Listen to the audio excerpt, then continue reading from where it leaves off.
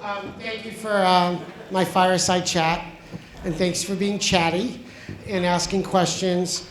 I also hope that it was provocative enough that you'll have your own conversations. So now we're going to move into the next phase, and let's get everybody sitting down and ready. I think there's probably some people, looks like, are outside the room. We're good? Everyone is okay? We're getting ready? Okay. So as I said, you've heard a little bit about Robert Calabrese's name dropping in. Robert has personally worked with me in every community I've been in. You heard that in the last class of executive development training with Steve Rod in 2002. Robert was one of the deans of our program, and if you know me well enough, when I meet you and I like you, I collect you. So Robert and I have been working together for a long time. Robert will tell you his own story, but he has worked with many a nonprofit, Fortune 100 companies, some of those big fancy company names you might think of. But what I think he's been really, I've been blessed to work with, helping boards to understand the moment that we're in terms of an organizational change, right? So we got to get into the feelings as much as the facts of how we do this work and why we do this work. Please give a warm welcome to Robert Calabrese.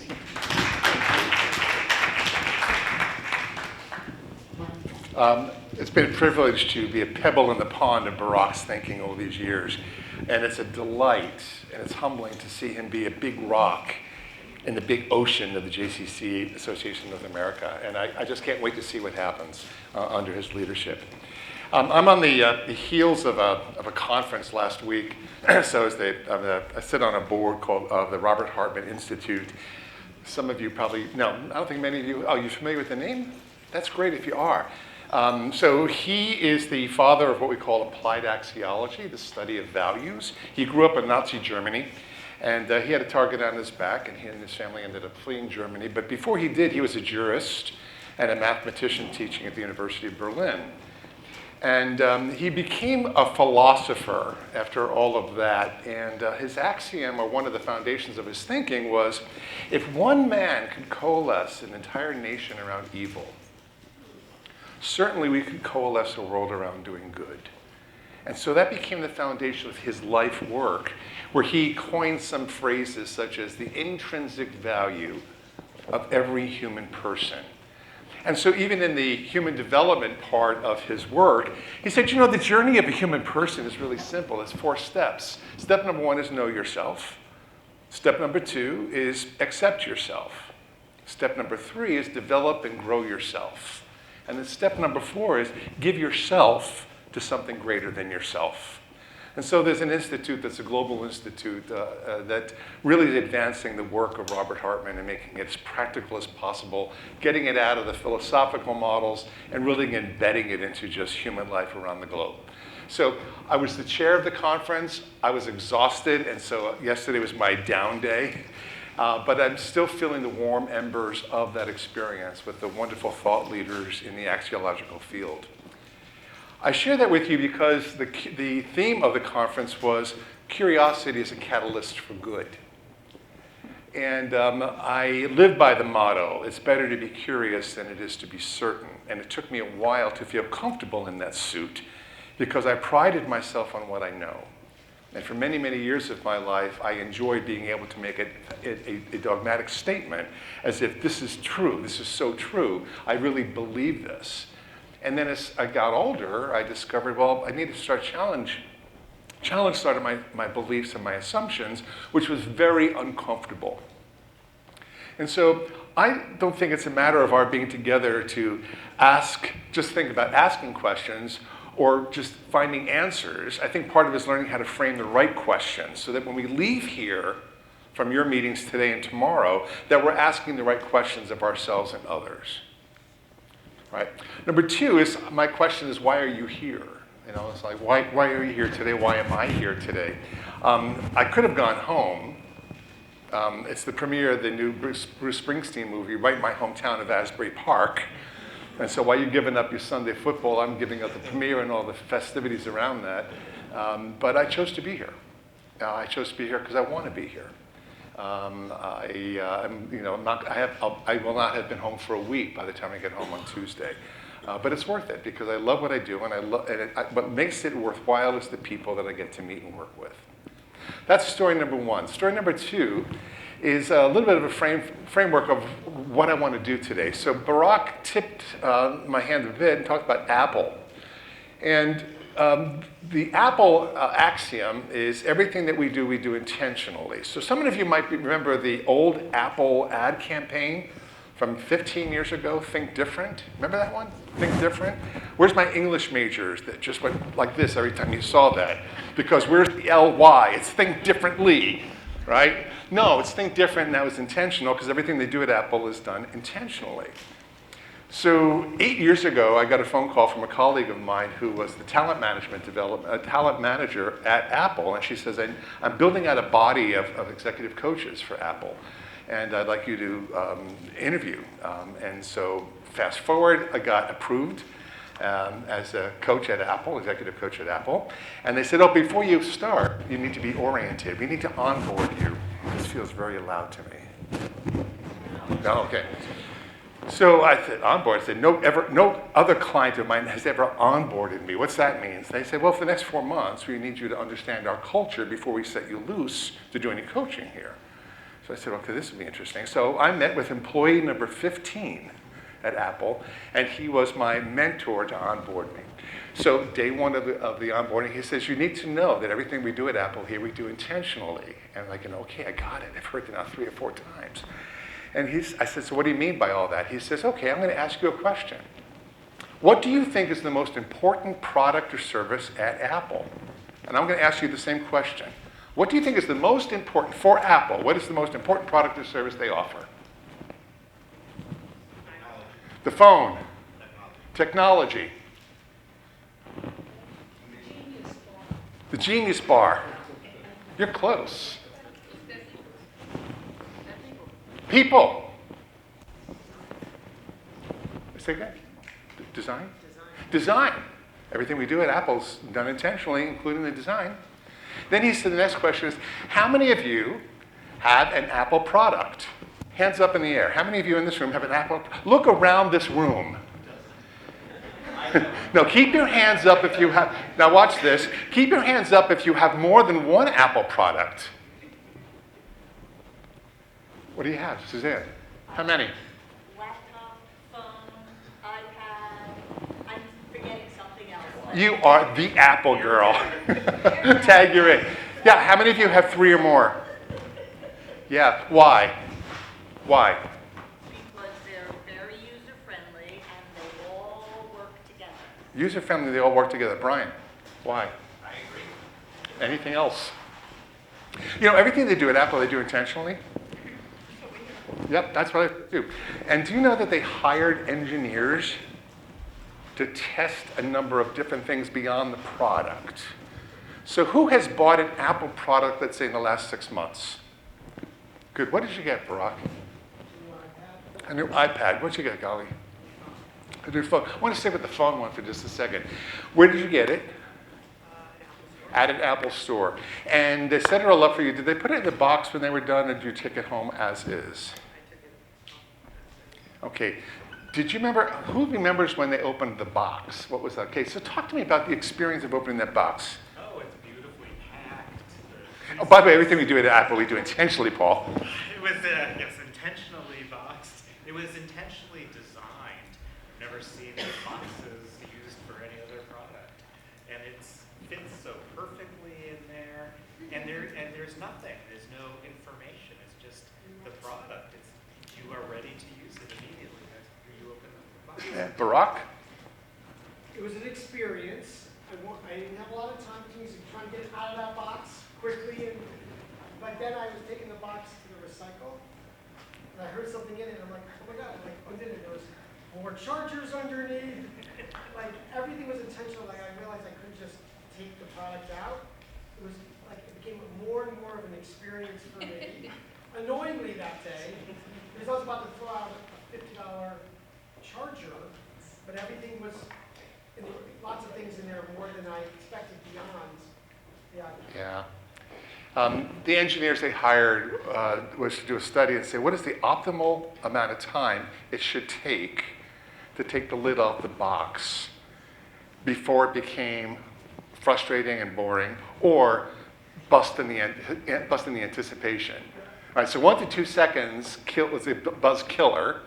Anything more than 6 seconds was boring and a waste of time. So that sweet spot was determined by a group of engineers who were brought in. Why do they do that? Because everything that they do at Apple is done intentionally. And the number one product or service that Apple prides itself in is the user experience, the customer experience, the experience. And so what I was thinking about as Barack and Brian and I were getting together to start planning this day is, how can we let today and tomorrow be an intentional use of our time? And what's the intention that you might make for yourself, not for us, but for yourself first?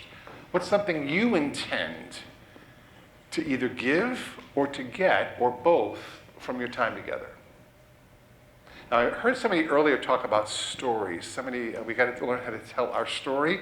It is the our story, but it's also the my story.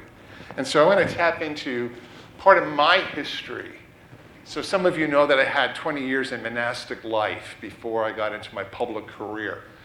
And in the monastery, there was a sign in one wing of the newbies. And it said, why did you come? And so all of us were full of piss and vinegar and fervor, and we had all those wonderful poetic and spiritual things we wanted to say about why we came. And then you take your vows and you go to another wing in the monastery, and there's this other sign, why do you stay? And I said, yeah, why do I stay?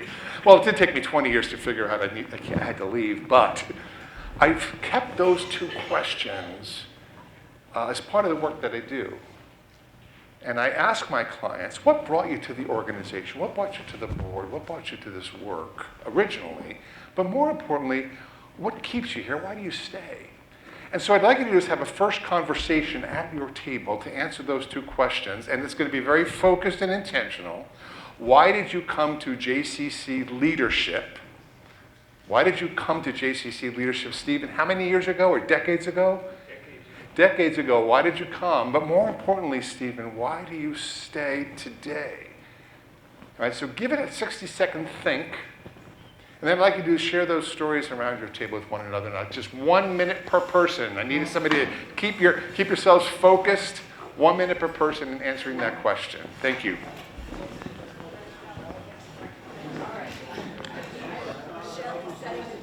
All right. All right, folks, let's come back to focus on the topic at hand here. So Barack asked the question, and I thought, oh my God, it's so Pavlovian, isn't it? We get into a small group conversation when you think we're going to have to report out, right? No, I'm going to do something different. So the first thing I wanted to ask you is, what was it like sharing and listening to stories around your table? What was that experience like for you? And it's not, oh, it was good. I want something a little bit deeper than that. It was good. What was of value? Yes? And as you were talking about intentionality, I'm sure this is intentional. It was interesting to see the various, because I think I kind of thought everybody was going to say the same things. And it couldn't have been, we had very different answers to the questions, and it was interesting, that dynamic. And I'm guessing that was intentional, or it was just fortuitous. Yes. I planned it that way.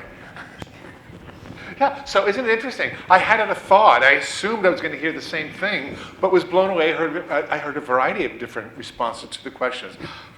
Someone else. What was the value? Yes, David. I think we all have our own stories of how we came to board leadership. But why do you stay? And for us who've been around for many years, I guess we determined we're the ultimate optimists. Yeah, and that's something, yeah. I'm always really interested in that second question, sometimes more than the first. Others, yes, Rochelle. I think it gives you a little insight as to where people are coming from. And as you get to know people and they're commenting in the room, if you know a little bit more about what brought them here, it helps you understand where their comments are. Yeah.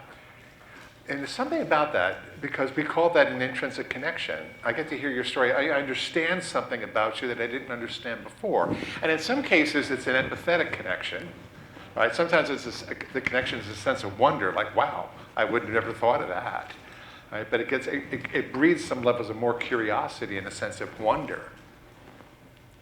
I'm curious, what were some of the themes that you heard that were in common around why you came to JCC leadership?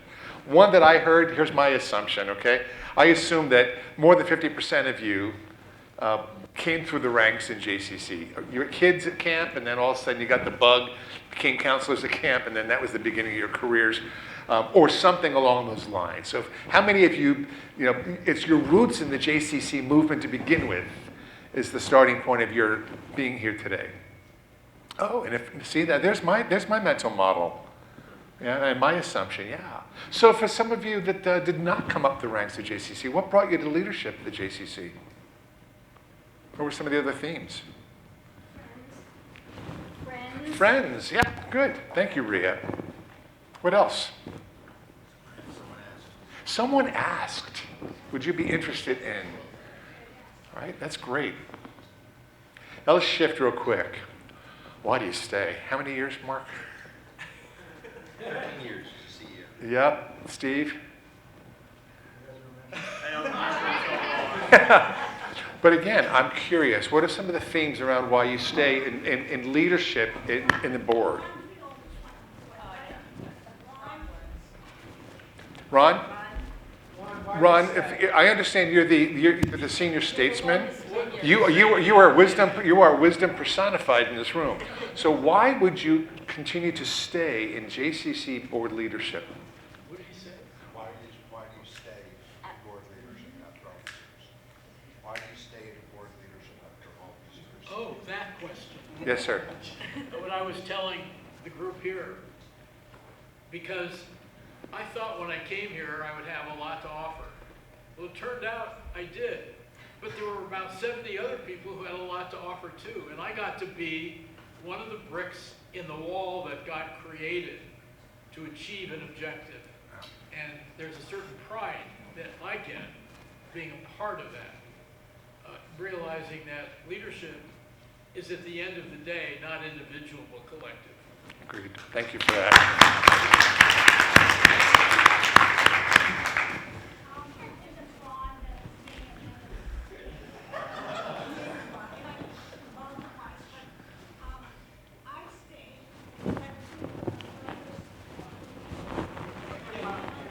Hold on one second, Paula.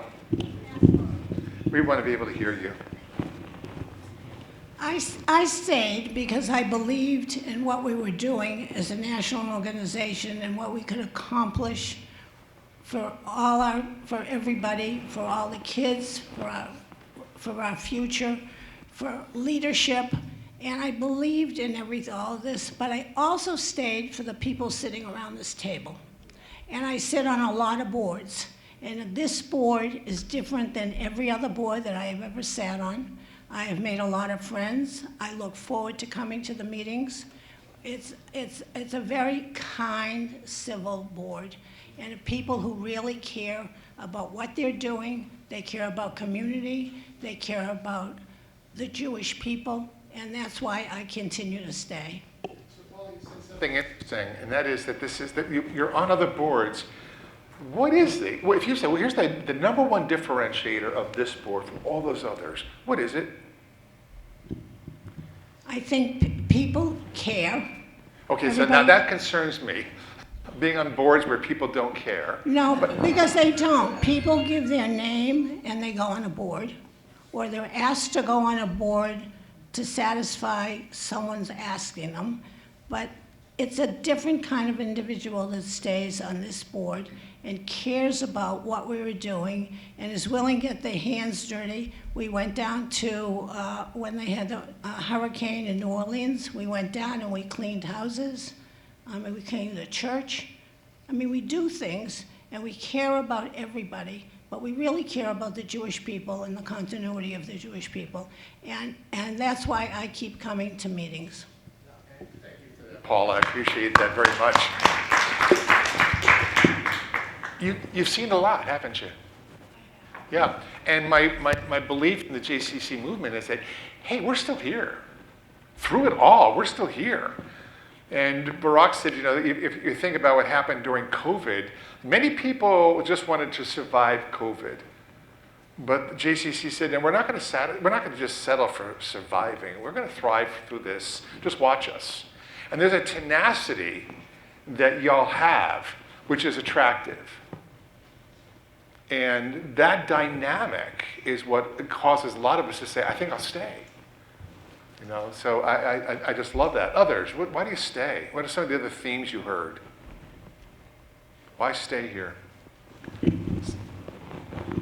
So what I said is, I talked a little bit about how I got here and was looking for community. And I think we all belong to lots of different communities, but we're always looking for that connection with others. And it comes in many different ways and many different forms. But for me, that's what it is. Yeah, and what I think about is, hey, you know, I can connect with the local J working out. There's a community there that works out, right? I can connect in early childhood if I'm a parent and have kids going there. There's like a little community. This is different. This is a community of leaders. You know, and y'all know that when a group of leaders get together in a room, we've got history with us, we've got knowledge, we've got experience behind us. We could choose to spar with one another and say, who's got the better idea, who's got the better strategy, who's got more history?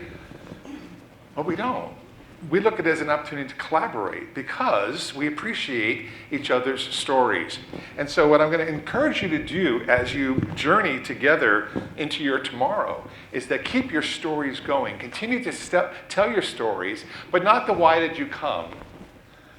But let people know, and it goes back to something Fran said, people need to know why you stay at a board level. That's what they need to hear. Another interesting thing about the Apple story, Apple's marketing, while they don't mind market share and gaining market share, it's incremental. They know that eventually, incrementally, more and more Apple users will get on board. Their number one focus, because everything we do at Apple is, thank you very much, is to continue to penetrate the loyal Apple users first. Keep y'all in the family. Keep on adding new things, new features, get you interested. All right, so if we know we got a solid foundation, look around this room. I don't know how collectively, how many years we have here in JCC leadership. But you're the greatest, you are the best person to communicate, not something coming out of a New York office. You, Fran, telling your story of why you came, and more importantly, why you stay in JCC leadership is more catalytic than anything else. So how can you craft your own story and share that as you begin to talk to your friends and your colleagues and neighbors? What I'd like to do is tell you a little bit about my framework here. Whoops, there. So the left-hand picture here, what do we call that? It's what? It's the helm, right? Now the helm is a noun, number one, and it's signified by this wheel. People could call that the helm, and that's basically just one part of the helm. It's a steering device, right? How many of you are sailors or have been on a boat, having to pilot a boat? What's that like, Phyllis? Nerve-wracking. Why? Why is it nerve-wracking? Well, it's more than leadership. What kind of boat you got? What kind of boat have you steered? You got to say, oh, right. Right? I'm responsible for others, but I want to know what the sensation is like when you put your hand on the wheel. Right? Is it easy? You turn the whole boat around. You could spin it like a. Is it that easy? Is it got that kind of play in it? No. There's some tension in that wheel. Right? And is that tension good or bad? Good. Why? Say it again, Suzanne. You don't want to have Right, because if you had too much play in the wheel, that's when you're going to... it would be unintentional. Correct. Yes, it would be. I love you. We're done. So yeah, so having the responsibility at the wheel, all right, is for the safety of your companions. What else is it? What else are we doing at the wheel? Suzanne, you're a boater as well? I used to be. Good, so I want you to get back to that mindset again. Your hands are on the wheel. What's that feel like? It feels great because you're out, like, if it's a nice day, because I've been in some storms also, and that's pretty scary. Okay, well, hold on now. Don't lose yourself. I mean, that's important too, because it can be scary when you're out in a storm and you've got this going on. What's different? When it's like this, it's like, wow, everything is great. It's beautiful out here. I love being in nature. How many of you have been in JCC leadership when it's felt like that? I can see clearly now the rain, right? This is all clear, crystal clear to me, right? What's it like leading through that? We're hoping to find out. Now, I suspect that you've had times, Paul, where it has felt clear, but you have also recently, you're coming through storminess. Suzanne, have you taken your hands off the wheel? No, none of you have. Your hands are still on that wheel. And that's the part that gets me excited, because I'm wondering, why? Something's got to be worth it. There's got to be an intrinsic value to your wanting to keep your hands on the wheel. The second thing when I think of the helm is that it's the space that one takes up when they're leading or directing where we're going. And so my curiosity is, you as board leaders, how do you take up your space? How do you step into that leadership? Barack has a very unique helm, but he doesn't own the helm by himself. The success of navigating and directing us for his vision requires all of us to be on that helm together. Now, what we're hoping to do between today and tomorrow is to get a clear vision of that, where we're going. Because as Suzanne said, we don't want no more storms. By the way, storms are not the same thing as clouds. I want to be really clear about that. That sounds like an oxymoron, right? Yeah. So one of the things yes? I challenge that for a second. I think there's always going to be storms. So something you anticipate and something you fall into. I think that resilience is how do you build the bandwidth to work your way through storms. I agree. So Brian, there will always be storms, but I think there's more frequency of there will always be clouds. Some of those clouds can turn into storms. My concern is sometimes we create strategy to avoid the storms. And that's a waste of your time. So I think it's something a little bit different. It's getting comfortable navigating when we don't have crystal clarity. Brian will tell you, he's worked with organizations, I suspect, that have put together a sound strategy. And then all of a sudden it goes to shit. Why? What's some one reasons why a strategy may not continue? COVID. A global pandemic, right? But not every strategy has to have some level of elasticity and adaptability in order for it to be viable. So all you can do, I think, is you can plan for this. You can plan a little bit for the storms, but you're always going to have clouds. The clouds for me, Brian, is simply I may not always have crystal clarity. So how do I navigate when there's clouds? Well, absolutely. I love that, Mark. Yeah. So Mark said basically it's the willingness to take a risk. What's the worst that can happen? We might fail, and then if we fail, what do? We scatter, lock arms, recalibrate. Which leads me, thank you, to this next image, which for me is one of my favorite images of leadership. Isn't it amazing how it looks a little bit like that wheel? And so leadership is going to be people dependent in order to be effective. You can have that great strategy. You can have a great vision and a great mission and a great purpose. We spend lots of time and energy and resources to do all of that. But at the end of the day, it's people doing leadership. And so we have to focus a little bit on that side of the image as well. A good captain has a good crew, and a great captain has a great crew. All right. So Barack mentioned something about this, and I always shudder when I think of an org chart. Are any human resource professionals in the room? Great. So what's the purpose and the function of an org chart? Whoop, I need a microphone so we can all hear you.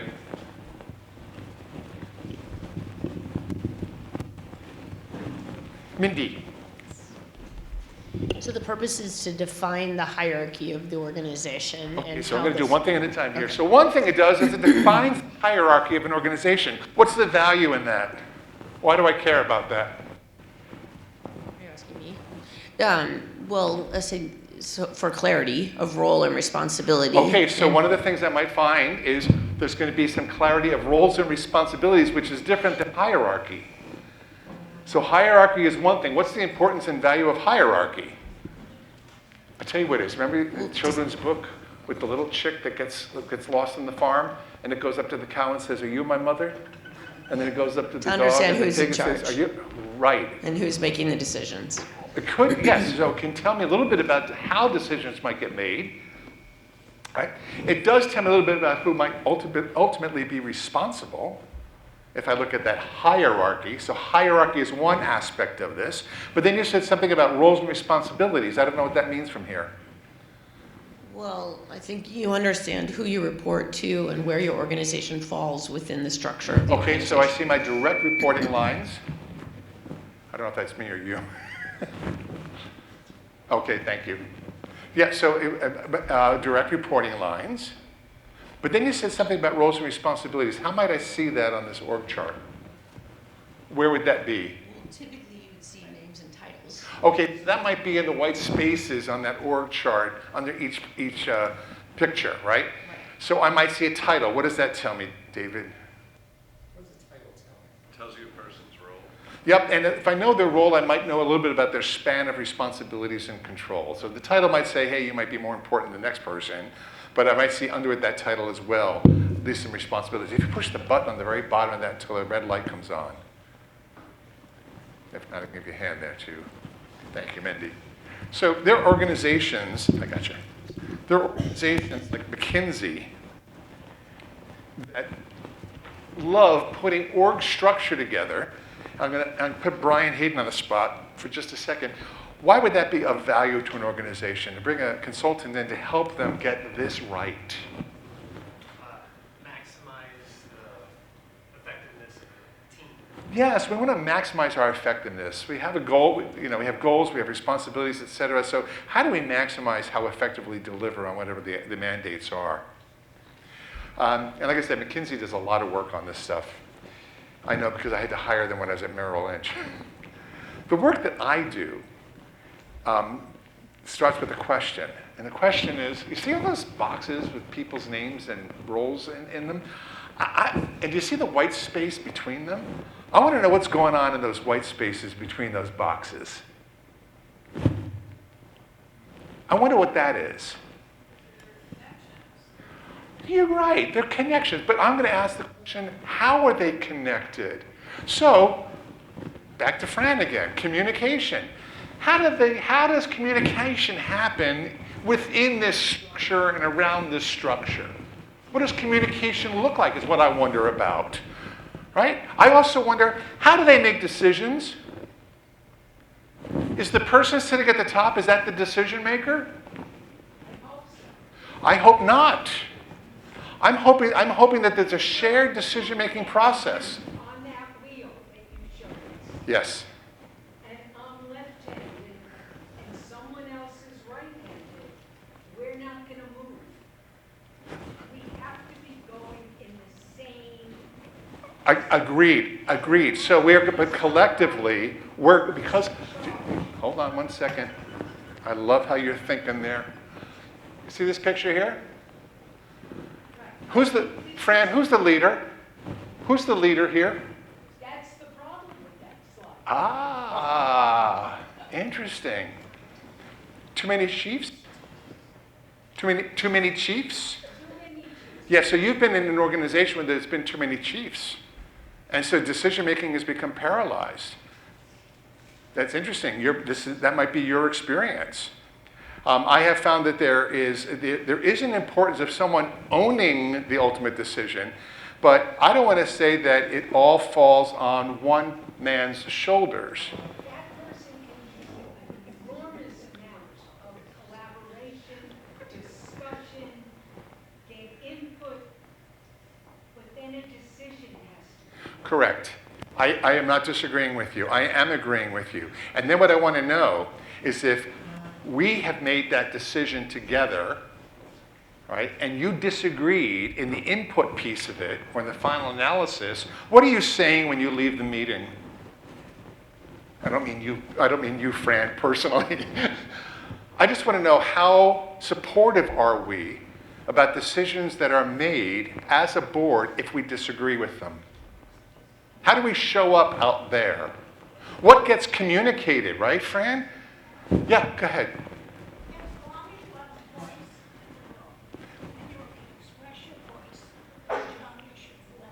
As long as I've had a voice in the room, and I was able to express that voice, right? Then if the majority have agreed to this, I must support it. I must support it. I'm putting my hand on the wheel with the rest of you, right? Just a short story. Yeah, go for it. I've been on 9 search committees. I'm so sorry. She's got search committee weariness. And there are 2 stories that always come out of searches. One is the person selected is everybody's second choice, because everyone on a committee has a different first choice. But you never leave the room with the other 10 people saying, I didn't get my first choice. Yeah. You have to do what Paula just said, is rally around a decision, you had your input, you helped make a decision, and then you fully support the group. Otherwise, you have 9 disgruntled voices. Right, and I think Which brings the organization down. I think we need to challenge our assumptions then about how we support decisions that we may not have bought into. And the reason why I think that's important is because as you head into some seismic change, if you paid attention to that second video, you know what? We're the ones who get in the way of the change.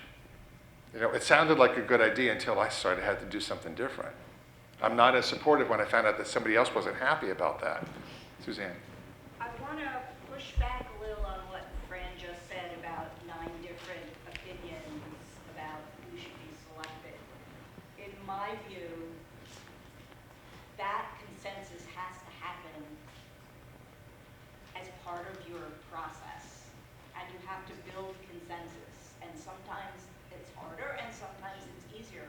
But if you have built a process that people can understand, even if they don't agree with the end result, I think that's when you are successful in building consensus. Because people can say, I went into this process, I think this process had value, I'm going to support it because of that. And it's not, and like, I don't believe we should ever have a vote where everybody has a different opinion. I think we don't do our jobs as leaders if we haven't built that consensus. The vote should just be like the final stamp. Yeah. This is not a decision-making seminar, but it sounds like there might be some good work to be done on how do we more effectively make decisions. I'm going to recommend a Harvard Business Review article called Who Has the D? All right, and it's who has the decision.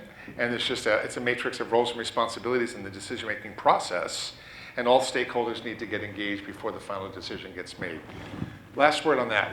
Yeah, and I don't know if this is in line with what y'all are talking about or separately, but one thing that I see as an opportunity at this moment, at this time, with this new CEO, is making sure that we as a board, or execs in the field, or whoever, feel like we don't need to be the ones making decisions necessarily. Hopefully we're supportive of it so that we can get on board.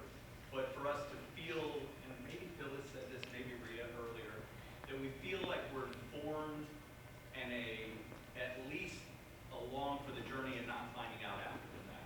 And I think that may have been where maybe in the field some of the execs felt disconnected. And while this board has always been enthusiastically supportive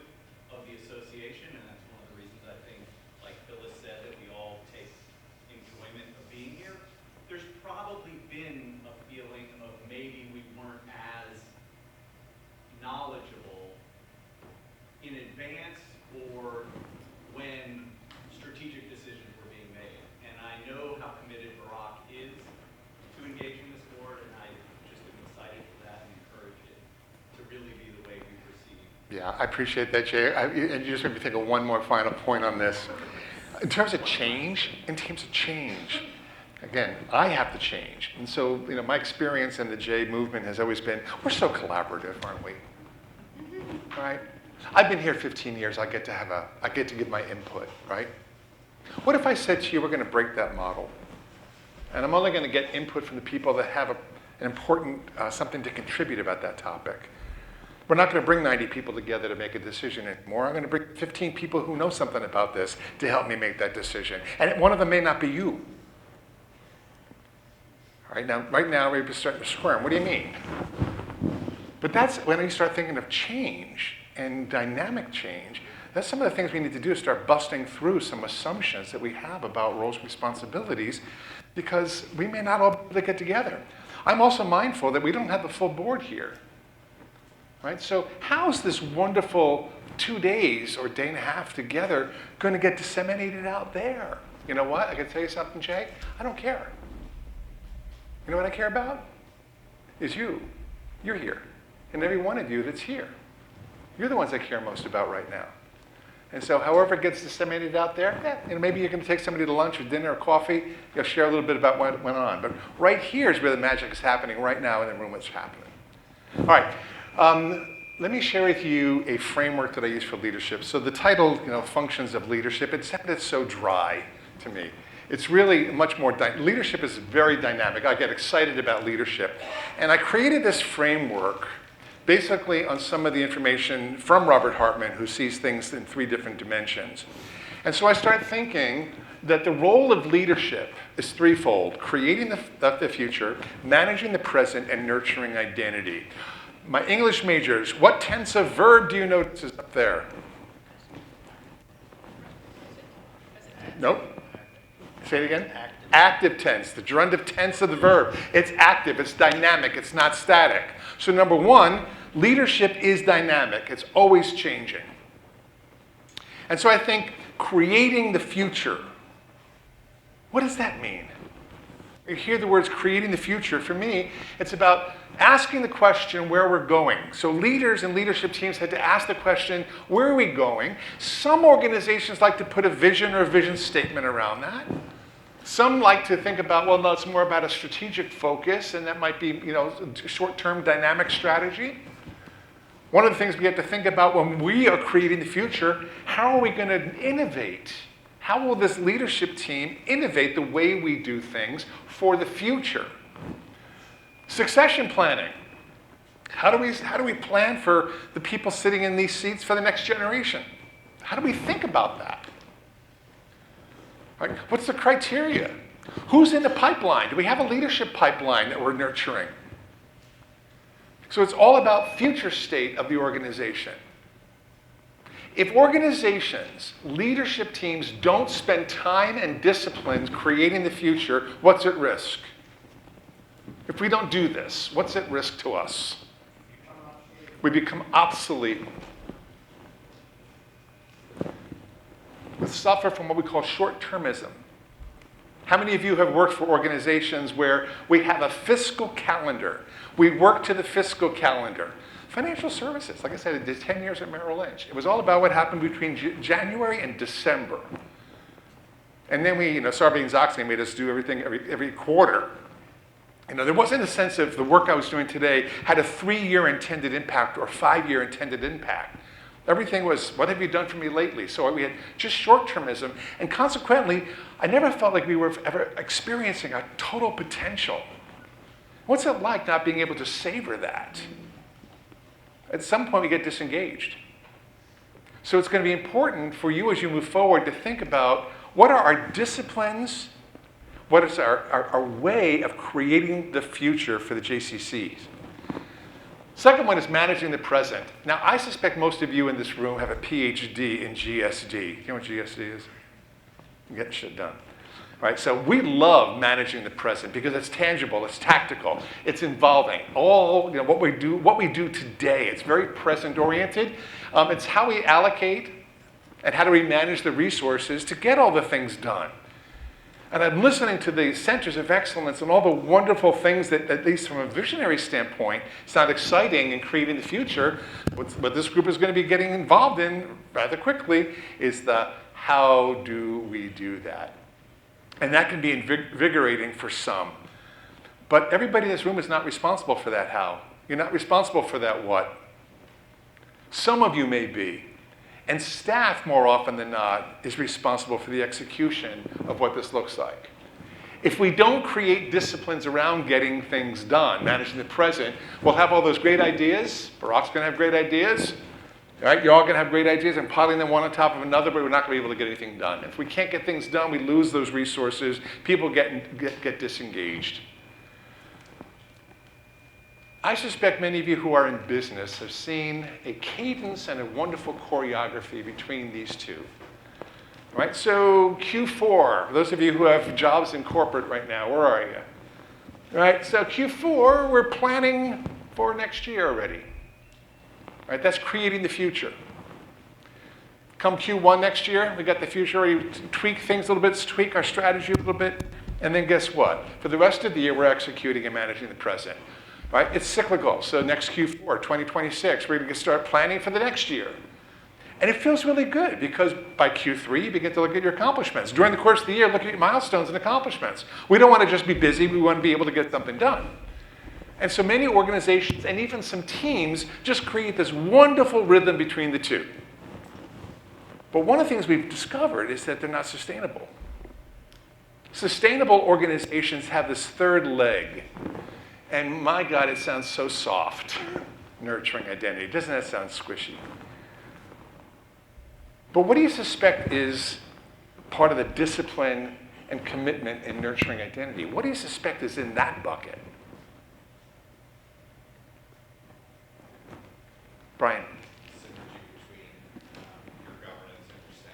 So what is this relationship look? Oh, you said it's relationships. Do you see relationships anywhere else quite yet? There's going to be some, because managing the present, there has to be leverage of each other doing what we do, but that's a doing piece, right? I got to think the people part of creating the future, making sure we got a future pipeline to run this organization. But now we're starting to talk about, you use the word synergy. Well, that's dynamic.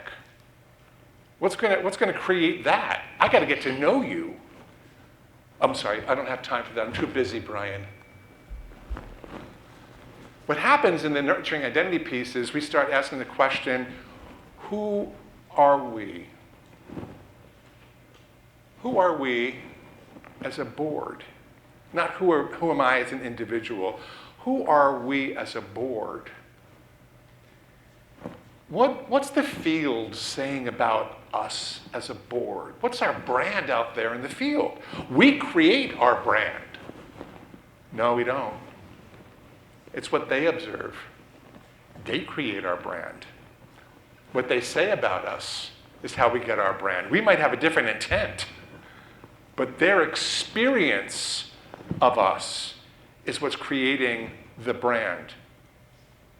McDonald's, the Golden Arches, Ronald McDonald, Happy Meals, all that stuff is branding, right? By marketing. But the real brand is, do you like the Happy Meal? Do your kids enjoy the experience coming to McDonald's? Bless you. And you know when I say it, I mean it. It's just like really one of those things that go, sometimes it works, Phyllis, you know. But it's like, wait a second, it's the user.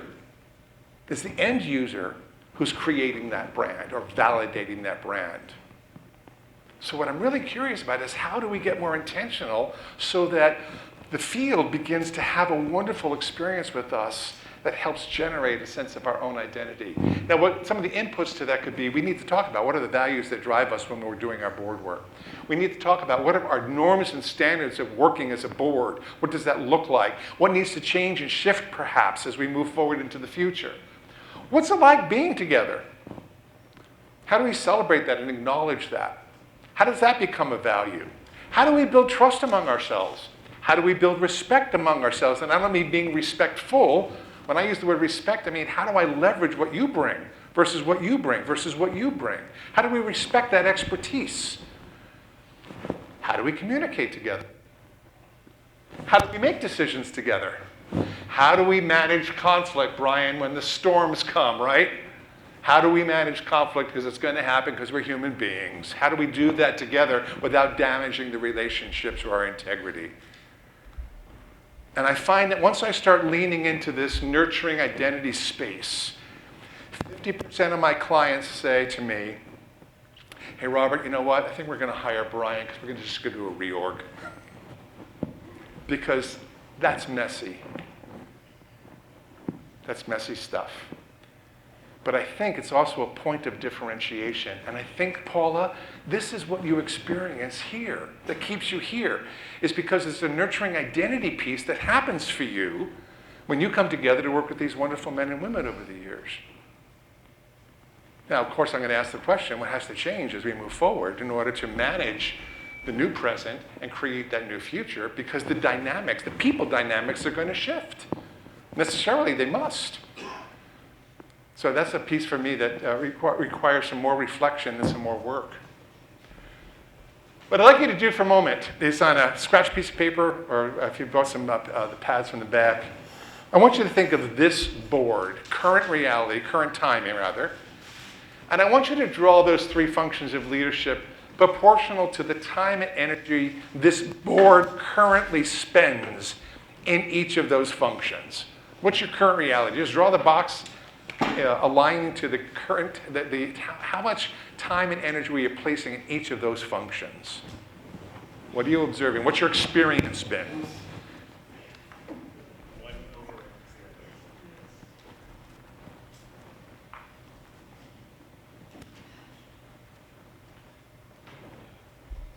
And then when you're done that, next to it, or on another piece of paper, draw those boxes proportionate to what's our ideal state in terms of time and allocation and energy to those functions.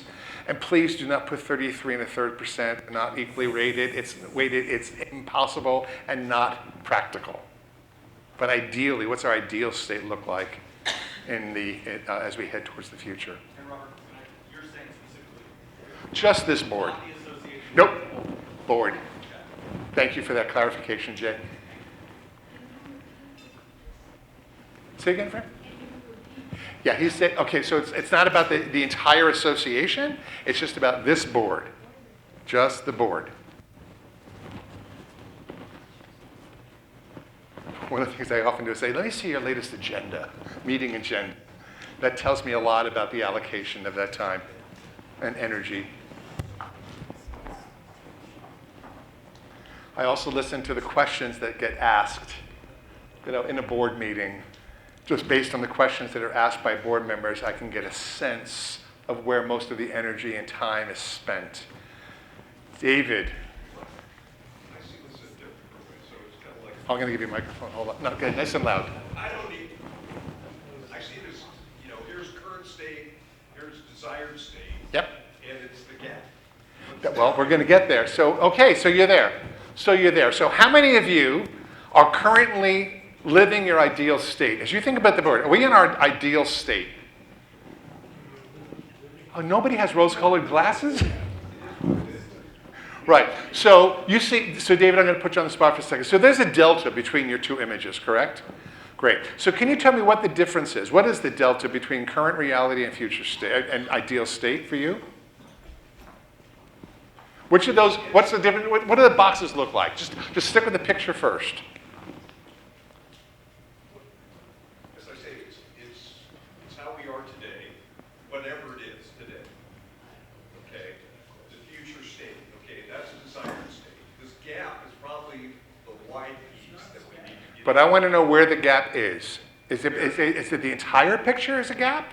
Or is there a gap between any of the particular functions? So I want to know, how big is your creating the future bucket?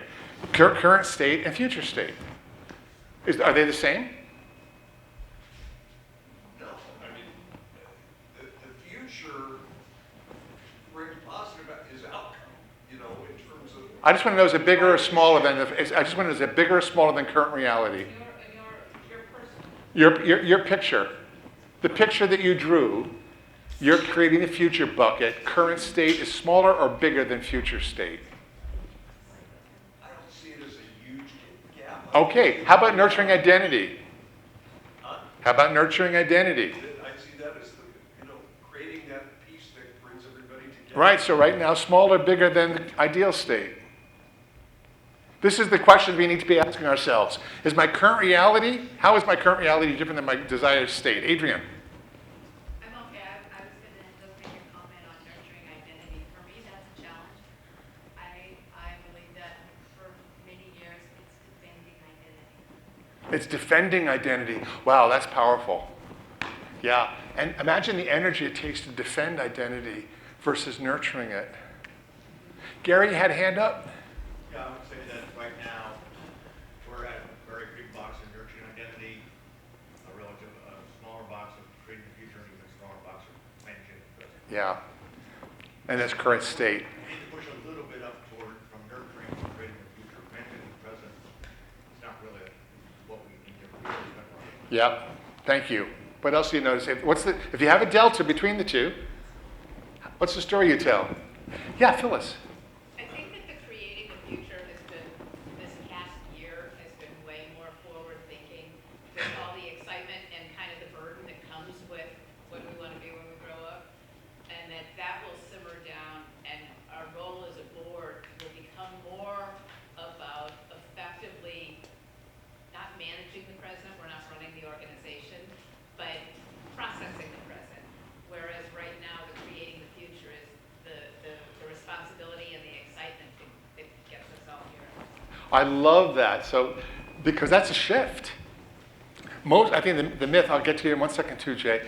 There's the myth, hold on 1 second there, Ron. There's a myth that, we're only effective if we're managing the present as a board. We're all worker bees. We all want to do something, right? And I think that's admirable, but that's not what I need you for on my board, right? Ron and then Jay. Bob, I like your 3 boxes, and I agree with you. But I challenge the notion that you can actually determine what day it is or what year it is if you're in financial extremis. You're going to be managing your time differently than if you're well beyond that and you're looking at the future of the business. I totally agree. So these boxes, Ron, are meant to be dynamic. That's why they're going to shift through the course of the year. And they're going to be based on situations and circumstances and conditions and any other thing that creates change. So just think of what happened to managing the present at the J when the COVID hit. But let me just give you one item. We're looking at the budget. The budget for this year. Now that's certainly managing the present. It sure is. But in that budget, we're also looking at how we're going to create the future and how we're going to nurture our identity. Because all of them are tied together. Ron, I want you to notice you absolutely called this all out. Okay. Each of those buckets are not independent. And the circle, joining them together, is the dynamism among them. Absolutely. This man is a smart, wise man. Thank you. Know that. Jay. Yeah, some of what I was going to say is similar to everybody else, that we should be more focused on, creating the future than we are. The 2 things that I thought of a little differently is the nurturing the identity, and I just want to fire this off real quick. Nurturing the identity, I think if we're doing the other, creating the future in a mindful, intentional way, I think to some extent our constituencies will see our identity, like it almost is a result of doing the other thing well. And I just also wanted to say, as we're all saying that we should be creating the future, and even that we do, and over the past year we have a lot, and so on and so forth, it says creating the future, not talking about the future. And so I know I'm a broken record, and you're going to notice the theme in all my comments, but I just want us to see that difference, that talking about the future and creating the future. Yeah. Did you notice that a word that's not up there, Jay? Brainstorming? It's not up there.